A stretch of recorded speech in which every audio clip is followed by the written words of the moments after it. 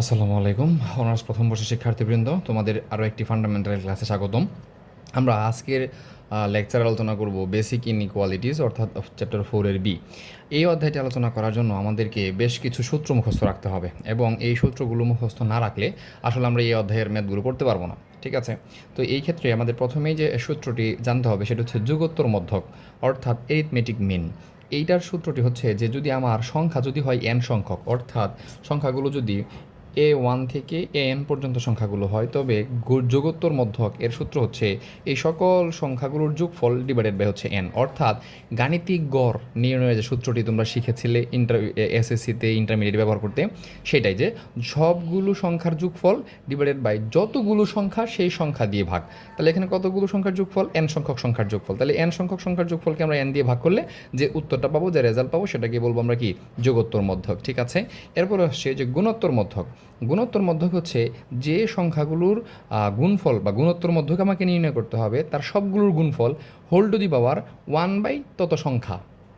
আর ভাজিত মধ্যকটা হচ্ছে যে যতগুলো সংখ্যার ভাজিত মধ্যক নির্ণয় করব, সেটি লবে থাকবে n ডিভাইডেড বাই যে সংখ্যাগুলোর ভাজিত মধ্যক তাদের 1/a1 প্লাস 1/a2 থেকে প্লাস ডট ডট 1/an পর্যন্ত, অর্থাৎ an সংখ্যক সংখ্যার আমরা যদি ভাজিত মধ্যক নির্ণয় করি তাহলে সূত্র হচ্ছে এটি।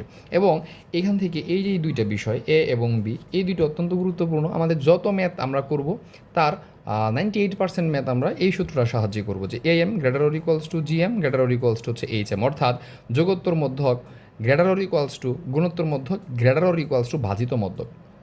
আবার am মানে যোগোত্তর মধ্যক গ্রেটার দেন গুণোত্তর মধ্যক গ্রেটার দেন ভাজিত মধ্যক। এই দুটি সূত্র আমরা প্রশ্নে আমাকে যেভাবে নির্ণয় করতে বলবে, প্রশ্নে যদি আমাকে less greater or equals two সম্পর্ক থাকে তাহলে আমি এই সূত্র ব্যবহার করব, আর যদি শুধু গ্রেটার দেন সম্পর্ক থাকে তাহলে দ্বিতীয় সূত্রটি ব্যবহার করব। ওকে, আচ্ছা, এবার হচ্ছে যে a plus x to the power n, এই বিস্তৃতির সূত্র, জাস্ট বিস্তৃতির সূত্র আমরা পারবে আশা করি।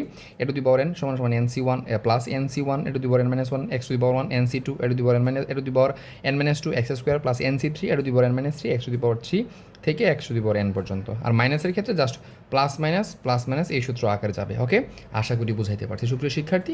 এই সূত্রগুলোর প্রয়োগের মাধ্যমে আমরা এখন সমাধান করব থিওরেম 5। আচ্ছা, তাহলে চলো আমরা থিওরেম 5 যেটি আছে সেটি সমাধান করি।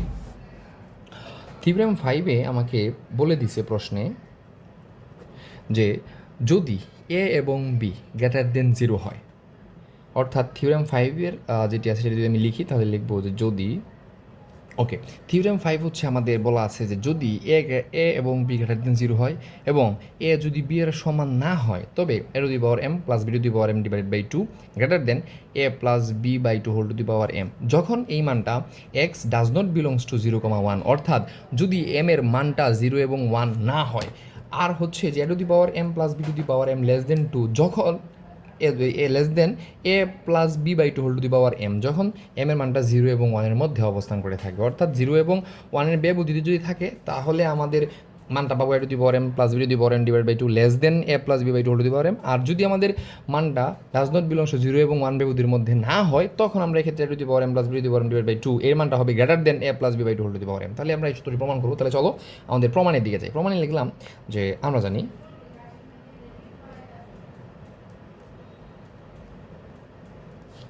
যে A to the power m plus B to the power m divide by 2, এটাকে লেখা যায় এই যে হাফ অংশটা আমি লিখলাম। লেখার পরে এ টু দি পাওয়ার m রে আমরা প্রকাশ করলাম A plus B by 2 plus A minus B by 2 whole to the power m, বুঝাচ্ছি। প্লাস এটাকে লিখতে পারি আমরা A plus B by 2 minus A minus B by 2 whole to the power m। আচ্ছা, এখন দেখো আমরা এই অংশটাকে এইভাবে লিখলাম, কেন লিখলাম? প্রমাণের সুবিধার্থে। এখন দেখো যদি 2 লসাগু নেও, তাহলে 2 যদি লসাগু নাও তাহলে কী থাকে? এ plus B plus A minus B, তাহলে মাইনাস বি আর প্লাস বি কাটা যাবে, 2a ডিভাইড বাই 2, তাহলে 2 কাটা যাবে, থাকবে শুধুমাত্র এ টু দি পাওয়ার m, এই যে টু দি পাওয়ার m পেয়ে যাবো। সেমভাবে এখানে B to the power m পাবো ডিভাইড বাই হাফ। ক্লিয়ার? অর্থাৎ এই অংশটুকুকেই আমি এভাবে লিখলাম। কেন লিখলাম? এই অংশটুকুকে আমরা চাইতেছি যে A plus X whole to the power N, এই যে কিছুক্ষণ আগে সূত্র পড়ছিলাম আমরা যে A plus X whole to the power N এর সূত্র ছিল A to the power N plus N C one, অর্থাৎ বিস্তৃতি সূত্র প্রয়োগ করতে পারছিলাম। ঠিক এই জন্যে আমরা A to the power M plus B to the power M divide by two এই অংশটুকুকে এইভাবে লিখলাম। কেন লিখলাম? যেন আমরা এটাকে A plus X whole to the power N এই বিস্তৃতি সূত্রে আমরা প্রয়োগ করতে পারি। ক্লিয়ার? আশা করি বুঝাইতে পারছি। এখন যেহেতু আমরা একটা জিনিস দেখব যে যেহেতু এই যে A plus B by two এই মানটা অবশ্যই এ মাইনাস বি বাই টু থেকে বড় হবে। অর্থাৎ আমি ধরো এর মান যদি টু নেই, বি এর মান যদি থ্রি নেই, তাহলে two minus two plus three five, five by two 2.5, 2.5 অবশ্যই এখানে কত আসবে? টু মাইনাস থ্রি মানে কত? Minus half, minus 0.5। অর্থাৎ অবশ্যই যোগ ফলের মানটা বিয়োগ ফলের মানের থেকে অবশ্যই কি আসবে? বেশি আসবে। তাহলে সেহেতু আমাদের যে 1 নং আছে না, এই যে 1 নংয়ের ডান পক্ষ, 1 নংয়ের ডান পক্ষটাকে, ডান পক্ষে যে দুইটা অংশ আছে, 1 নংয়ের ডান পক্ষে কটা অংশ? দুইটা অংশ না, এ একটা অংশ, এ একটা অংশ। সো এই দুইটা অংশকে আমরা এ মাইনাস বি এর ঊর্ধ্বক্রমে সাজাবো আর কি। ডান পক্ষের দুটি অংশকে এ মাইনাস বি বাই টু এর ঊর্ধ্বক্রমে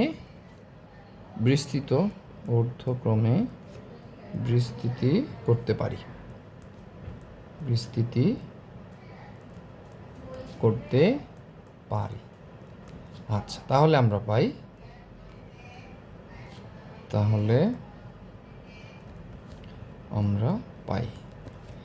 এ to the power M plus B to the power M divided by two সমান সমান আমরা এখানে যে হাফ যেটি আছে হাফ সামনে রাখলাম।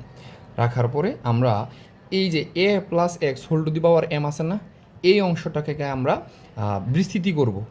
তাহলে বিস্তৃতি করলে সূত্র কী ছিল? A to the power M কোত্থেকে পাইছিলাম? এই যে আমাদের এখানে সূত্র যেটা লেখা ছিল এই যে এখানে, এই যে A plus X whole to the power সূত্র ছিল A to the power N plus N C one A to the power N minus one X to the power N minus X to the power one N C two A to the power N minus two X square, এভাবে ছিল না? Okay, আমরা সেমভাবে এইখানে এই যে A plus B by two এটাকে আমরা এ ধরবো। ঠিক আছে, তাহলে এ কী আসে সূত্রটা? এ টু দি পাওয়ার এম, তার মানে A plus B by two whole to the power M plus M C one, এই যে M C one A plus B by two M minus one into A minus B by two whole to the power one. Okay, plus এখানে কি লিখতে পারবো? M C two A plus B by two whole to the power M minus two A minus B by two এর square plus লিখতে পারবো M C three A plus B by two whole to the power M minus three A minus B by two এর cube plus M C four A plus B by two whole to the power M minus four into A minus B by two whole to the power four plus dot dot. Clear? বুঝাইতে পারছি? আচ্ছা, এরপরে দেখো এই অংশটুকুর কাজ কিন্তু আমার শেষ। তাহলে এই অংশটুকুর কাজ যখন আমার শেষ, তখন এই অংশটাকে আমার নিতে হবে A minus X whole to the power M এর সূত্র। তাহলে আমরা A minus X whole to the power N এর সূত্রটা কী ছিল? এই যে এখান থেকে A minus X whole to the power N, just same সূত্র বাট চিহ্নটা পরিবর্তন, একবার প্লাস একবার মাইনাস, একবার প্লাস একবার মাইনাস, একবার প্লাস একবার মাইনাস। ওকে, তাহলে এইভাবে আমরা করতে থাকি। তাহলে এই যে প্লাস, এবার এই অংশটুকু ফেলাচ্ছি, দেখো কী আসবে? A to the power N, অর্থাৎ A plus B by two whole to the power M, প্রথমটা প্লাস পরেটা কি? মাইনাস, এই যে মাইনাস দিলাম। পরে কী আসবে?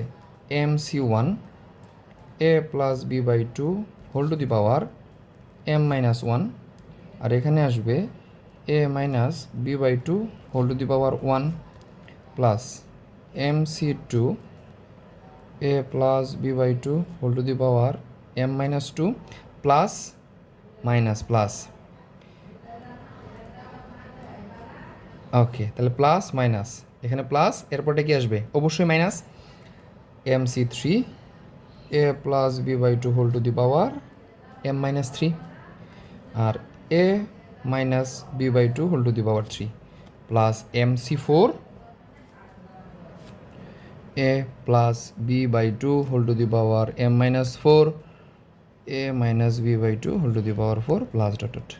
ওকে, এখন দেখো সুপ্রিয় শিক্ষার্থীবৃন্দ, আমার এখানে দেখো প্লাসের M C one A plus B by two whole to the power M minus one into A minus B by two whole to the power one, এটা কিসের? প্লাসের। এই প্লাসের এই অংশটুকু এইখানের এই দেখো minus MC1 a plus B by two whole to the power m-1 into a minus B by two 1 এর সাথে কি যায় কাটাকাটি যায়, তার মানে এই অংশের সাথে এই অংশ কাটাকাটি যাবে। আবার MC3 প্লাসের MC3 আর এই যে মাইনাসের MC3 এই অংশটুকুর সাথে এই অংশটুকু কাটাকাটি যায়। এবং দেখো a plus B by two whole to the power m এখানে কয়টা একটা, same a plus B by two whole to the power m এখানে একটা দুইটা, তাহলে কয়টা হয়ে গেলো, দুইটা হয়ে গেল না। তার মানে আমরা এটা লিখতে পারবো that implies a to the power m b to the power m divided by 2 সমান সমান half 2 a plus B by two whole to the power m, দুইটা পাইলাম। আবার দেখো MC2 এখানে একটা, এই যে MC2 এখানে একটা, কয়টা হলো দুইটা, plus 2 MC2 a plus B by two whole to the power m minus two into a minus B by two এর স্কোয়ার। ওকে, আবার দেখো 3 কাটা গেলে 4 থাকে আর দুইটা, plus 2 MC4 a plus B by two whole to the power m minus 4 into a minus B by two whole to the power 4 plus dot dot. Okay, এখন দেখো আমরা এটাকে লিখতে পারি a to the power m plus B to the power m divided by two সমান সমান, এই প্রত্যেক জায়গা থেকে এই 2 কমন নেওয়া যায়।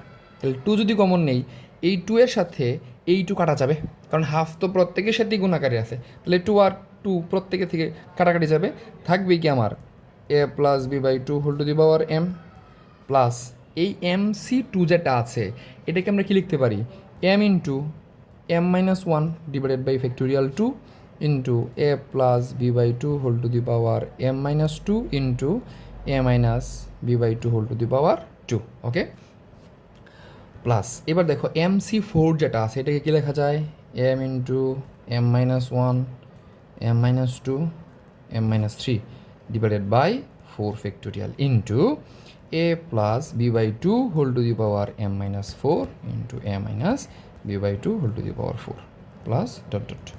এটাকে আমি 2 নং সমীকরণ দিলাম। সুপ্রিয় শিক্ষার্থী খুব ঠান্ডাভাবে বুঝো, এখানে দেখো প্রত্যেক জায়গায় 2 ছিল, 2 কমন নিয়ে যদি নেই তাহলে হাফের সাথে কাটাকাটি যায়, এই অংশটুকু থেকে যায়।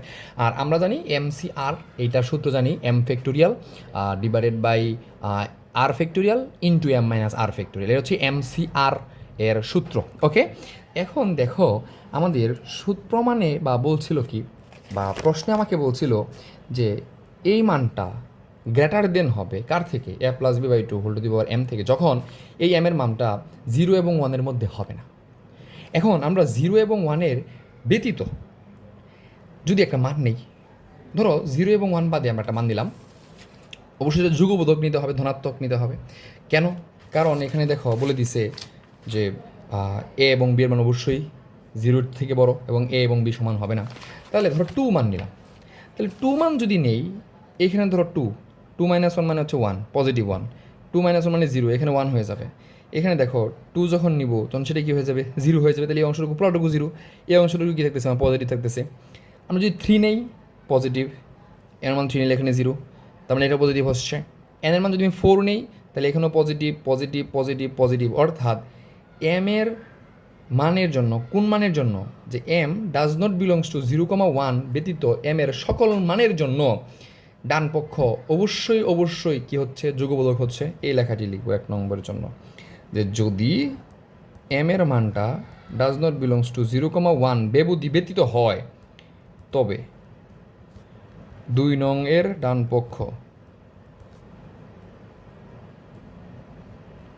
পক্ষ সব সময় যুগবোধক।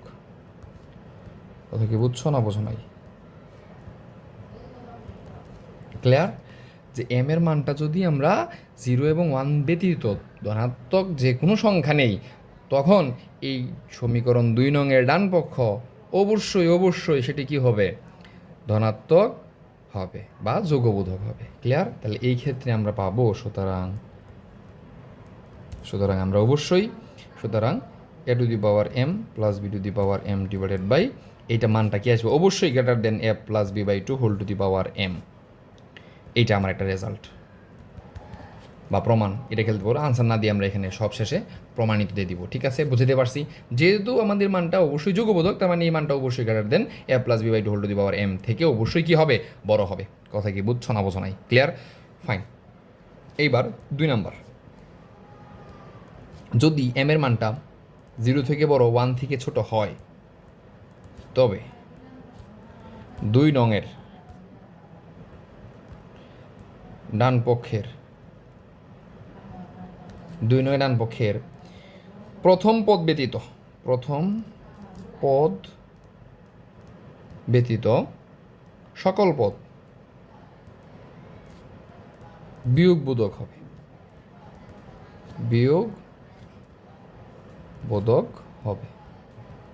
ওকে, কিভাবে বিয়োগবোধক হবে?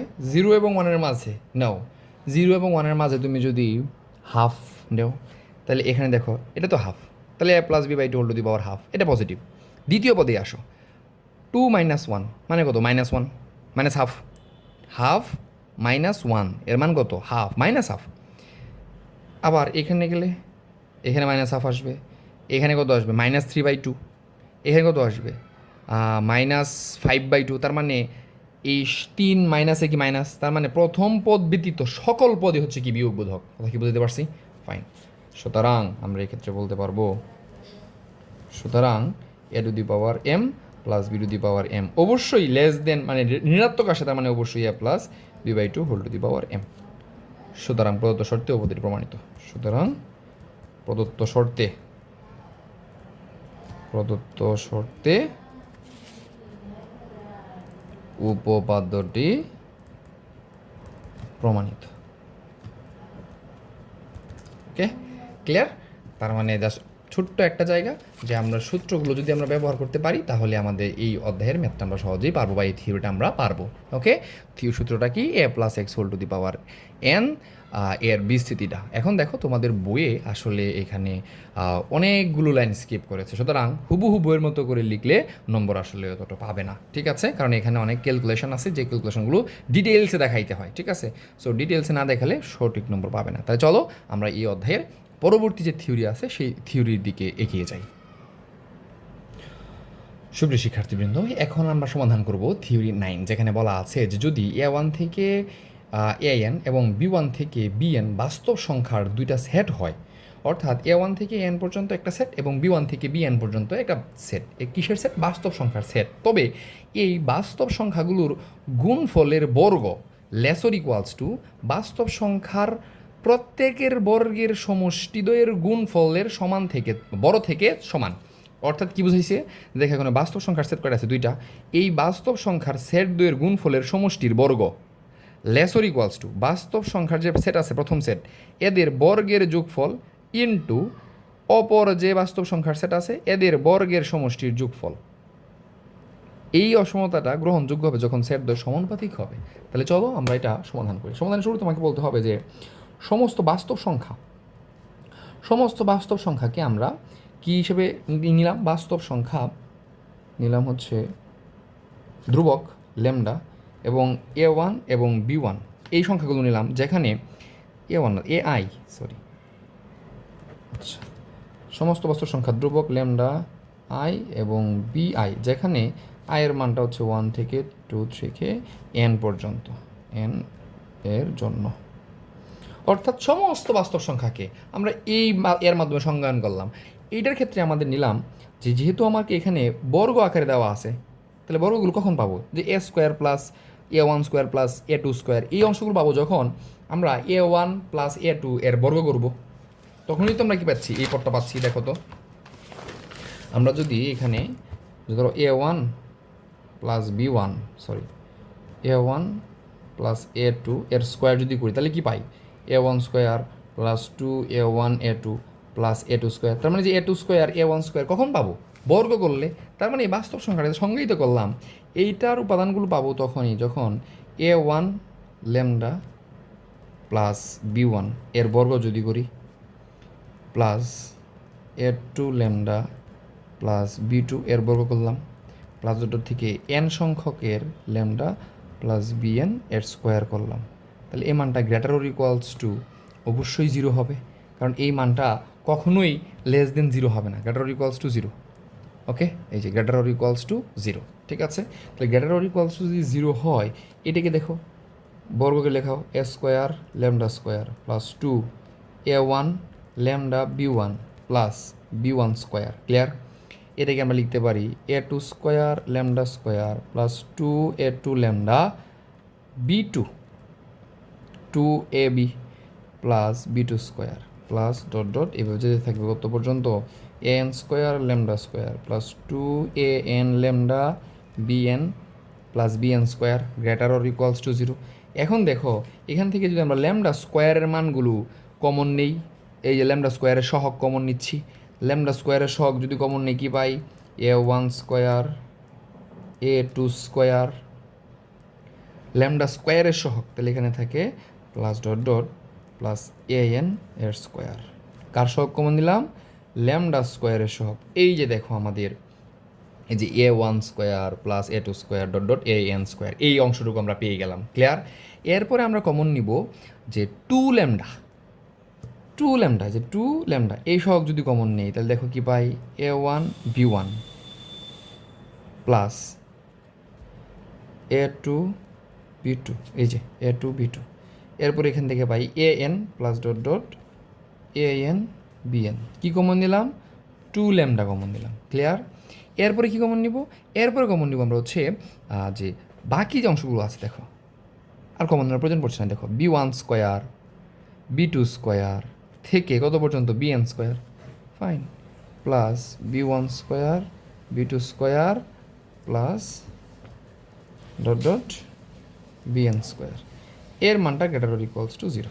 ওকে, বুঝতে পারছি? এখন আমরা এই যে ল্যামডা স্কোয়ারের যে সহগ আছে এটাকে ক্যাপিটাল এস স্কোয়ার ধরে নিলাম, যে S square lambda square plus এই যে টু ল্যামডার সহগ যেটা আছে সেটাকে বি সি ধরে নিলাম। ওকে, তাহলে কি আসলো টু সি ল্যামডা প্লাস এই যে B one square B two square থেকে বি এন স্কোয়ার যেটা আছে এইটাকে আমরা ধরে নিলাম capital B square greater or equals to zero.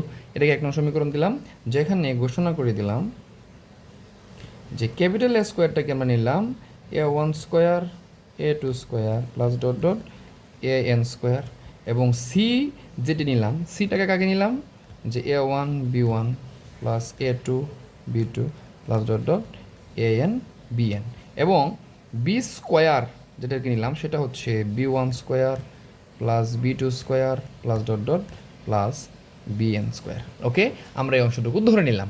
Okay, fine. এখন দেখো আমরা যদি এক নংয়ের সমীকরণ যেটা দেওয়া আছে যে এক নংয়ের উভয় পক্ষকে যদি আমরা এ স্কোয়ার দিয়ে ভাগ করি তাহলে দেখো কী পাই। এটা যে এক নংয়ের উভয় পক্ষকে আমরা যে এক নংয়ের উভয় পক্ষকে এ স্কোয়ার দ্বারা ভাগ করে পাই, তাহলে এ স্কোয়ার দিয়ে যদি ভাগ করে পাই তাহলে কী পাই lambda square plus two into C by A square into lambda plus B square A square greater or equals to zero. এইখানে দেখো এ স্কোয়ারের মানটা জিরো দিতে পারবে না, যদি জিরো হয়ে যায় তাহলে পুরো মানটুকু কী হয় অসংজ্ঞায়িত হয়ে যাবে। Okay, fine. এইবার দেখো আমাদের প্রমাণের সুবিধার্থে আমরা lambda square plus two C A square into lambda, দেখো A square plus two A B, তাহলে বি হিসেবে আমরা C by A square whole square লিখতে পারি। তাহলে তো আমার এই অংশটুকু এ প্লাস বি হোল স্কোয়ারের সূত্রে পড়ে যায়। কথা কি বুঝতে পারছি?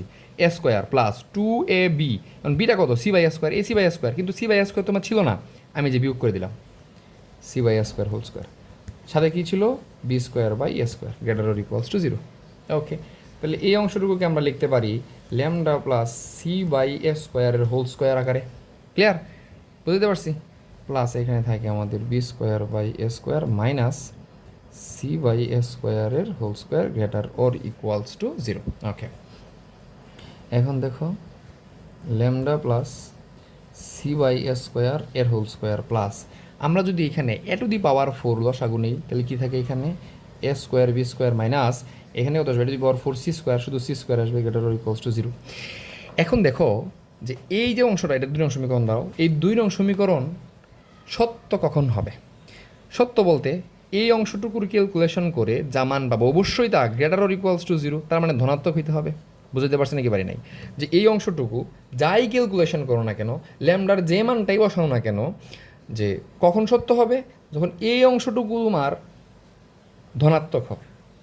কীভাবে? দেখো এই যে অংশটুকু আছে এর উপরে ঘাত কত 2, তার মানে কি বর্গ, আর আমরা জানি কোনো কিছুর উপর বর্গ করলে তার মান অলওয়েজ ধনাত্মক। তাহলে এই সম্পর্কটা সত্য হবে যদি এই অংশটুকু ধনাত্মক হয়ে যায়, তাহলেই তো এই দুইটা ধনাত্মকের যোগফল অবশ্যই greater or equals to zero, মানে ধনাত্মক হয়। কিন্তু যদি এই অংশটুকু ধনাত্মক হলো কিন্তু এই অংশটুকু যদি ঋণাত্মক হয়ে যায়, তাহলে কি এই সত্য মানবে? মানবে না। এই জন্য আমাকে বলছে যে ল্যামডার সমস্ত মানের জন্য 2 নং সত্য, যখন ল্যামডা এর সকল মানের জন্য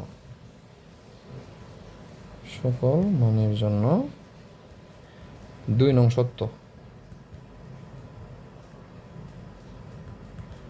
যখন এই square B square minus C square এই মানটা যদি ধনাত্মক হয় অর্থাৎ গ্রেটার ইকুয়ালস টু জিরো হয়, that implies A square B square minus C square greater or equals to zero, that implies A square B square greater or equals to C square, that implies C স্কোয়ারের মানটা less or equals to A square B square. বুঝতে পারছি? এখন দেখো C square, এখন C স্কোয়ারটা কীভাবে নিলাম? দেখো সি স্কোয়ার হিসেবে তুমি কিন্তু কী ধরছিলা? এই যে সি যেটা আছে, সি সমান সমান কী ধরছিলা? a1 b1 plus a2 b2 থেকে an bn, তাহলে এর সি স্কোয়ার তার মানে মানগুলোর কী হবে? বর্গ হবে।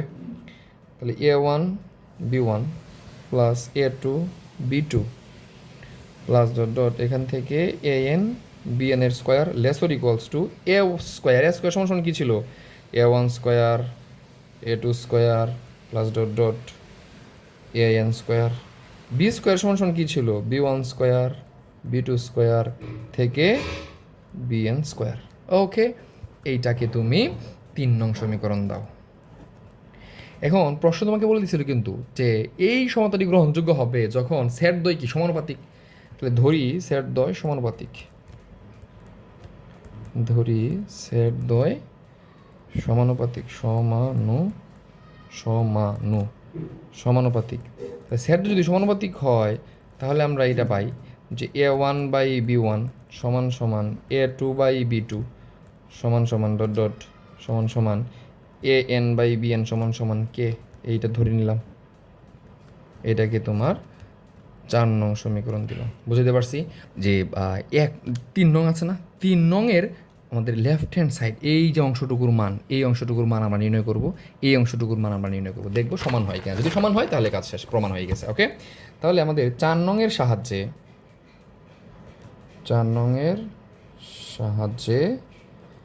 3 নংয়ের লেফট হ্যান্ড সাইড, তাহলে 3 নংয়ের লেফট হ্যান্ড সাইডে আমার কী ছিল? a1 square a1b1। তাহলে এখান থেকে আমাদের দেখো তো, আমরা যদি এখান থেকে a1 নির্ণয় করি, এই যে a1/b1 সমান সমান কত? কে। তাহলে a1 সমান সমান যদি এই সম্পর্ক থেকে আমরা কিন্তু এটা পাই, দেখো যে a1/b1 এটা সমান সমান কিন্তু কে, কারণ এই সমান সমান দিয়ে লিখছি। তাহলে এখান থেকে আমরা a1 সমান সমান কী পাইলাম? b1 কে পাইলাম না। তাহলে আমরা এখান থেকে দেখো আমাদের যে 1 নংয়ের 3 নংয়ের যে বাম পক্ষ ছিল, এই যে 3 নংয়ের বাম পক্ষ দেখো a1b1, তাহলে a1 এর মান নির্ণয় করলাম কত? a1 এর মান হচ্ছে b1 কে।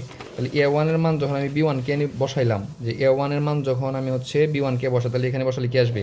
b1 স্কোয়ার কে। চলো, তাহলে পাইলাম হচ্ছে b1 স্কোয়ার কে। সেমভাবে আমরা যখন a2 মান নির্ণয় করব, কারণ এখান থেকে আমরা সম্পর্কটা জানি যে a2/b2 সমান সমান কে, তার মানে এখান থেকে a2 সমান সমান কত? b2 কে। তো এই মানটা যখন আমি বসাবো এখানে a2 জায়গায়, তাহলে কি এসে যাব? a2 এর জায়গায় b2 কে আর সাথে হচ্ছে b2, তাহলে b2 আর b2 গুণ করলে কি আসবে? b2 স্কোয়ার কে। ওকে, তাহলে b2 square k plus dot dot শেষ পদটা কি আসবে? bn স্কোয়ার কে। কে আসবে নাকি কে স্কোয়ার আসবে? কে আসবে, অবশ্যই কে। ওকে, এর উপরে কত? স্কোয়ার। তাহলে এখন দেখো প্রত্যেকটার মধ্যেই কি থাকবে? আমার কে স্কোয়ার কমন থাকবে। তাহলে কে স্কোয়ার সমান সমান কি? b1 স্কোয়ার b2 স্কোয়ার থেকে ডট ডট b1 স্কোয়ারের উপরে স্কোয়ার। বুঝতে পারছি? এইখান থেকে এই লাইনটা কীভাবে আসে জানো? একটা লাইন যদি আমি লিখে দিই, দেখো প্রত্যেক জায়গাতেই কে আছে, তো কে যদি কমন নাও, যে কে কমন নিছো, তাহলে কি থাকে? b1 স্কোয়ার b2 স্কোয়ার থেকে bn স্কোয়ার, এই দুইটার উপরে স্কোয়ার। তো আমরা তো জানি যে এ বি হোল স্কোয়ার সমান সমান কি জানি? এ স্কোয়ার বি স্কোয়ার। তাহলে এই অংশটুকুর উপরে স্কোয়ার, এই স্কোয়ারটা কে এর উপরে বসবে? যদি কে স্কোয়ার আর এর উপরে। ক্লিয়ার? ওকে, বুঝাইতে পারছি। এবং